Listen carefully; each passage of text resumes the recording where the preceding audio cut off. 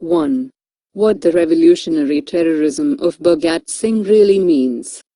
GS Paper 1, Modern History. Why is it news recently? There has been uproar in Parliament over the alleged reference to Bhagat Singh as a terrorist in a well-known book, India's Struggle for Independence, published in 1988 and authored by Bipin Chandra. The sale and distribution of Hindi version of that book has been stopped by Delhi University. The book has been prescribed in universities across India for over 25 years, and is widely acknowledged to be one of the finest textbooks on the history of the Indian national movement. Does the book really refer to Bhagat Singh as a terrorist? Not in the way terrorist is used and understood today. The book refers to revolutionary terrorism as a strand of the national movement, and its practitioners, the fearless freedom fighters who took the path of individual heroism in the struggle against the British, as revolutionary terrorists. In the book, terrorism and terrorist are invariably used in the context of revolution and revolutionary, and never in a critical or disparaging way. Several other authors in India and abroad too have used the two terms to describe a radical political philosophy and its adherents. So, who were the revolutionary terrorists in the national movement? They wanted radical change, disagreed with the pacifism of the Congress and Gandhi's philosophy of ahimsa, believed in the use of guns and bombs to terrorize the British, and thought nothing of sacrificing their lives for the motherland.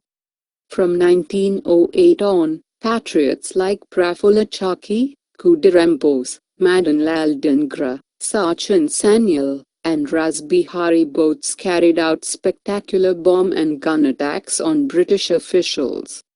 The government cracked down brutally, convicting or executing 186 revolutionaries between 1908 and 1918, Chandra's book records. The second phase of revolutionary terrorism was provoked by Gandhi's unilaterally suspension of the non-cooperation movement in 1922, following which many youths began to question the strategy of non-violence. Among them was Bhagat Singh, an intellectual giant, philosopher and revolutionary.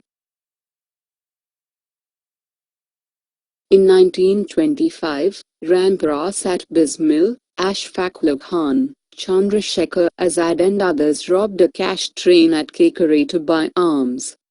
In 1928, Bhagat Singh, Azad and Rajguru killed Saunders, the policeman who had ordered the lathi charge that had killed Lala Lajpat Roy a couple of months earlier. In 1929, Bhagat Singh and Batu Keshwar Dutt threw bombs and leaflets in the Central Legislative Assembly to make the deaf hear. Almost all these revolutionaries were hanged. Chandra's book records, Bhagat Singh became a household name in the land. Many persons, all over the country, wept and refused to eat food, attend schools, or carry on their daily work when they heard of his hanging in March 1931. But did these revolutionaries see themselves as terrorists?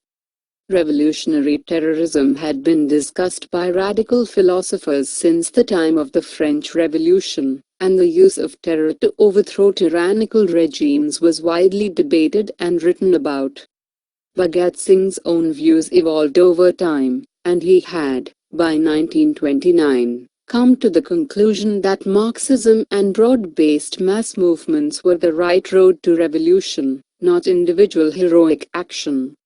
In 1931, addressing comrades from jail, he presented his nuanced understanding of terrorism as a strategy for action. Terrorism is not the complete revolution, and the revolution is not complete without terrorism.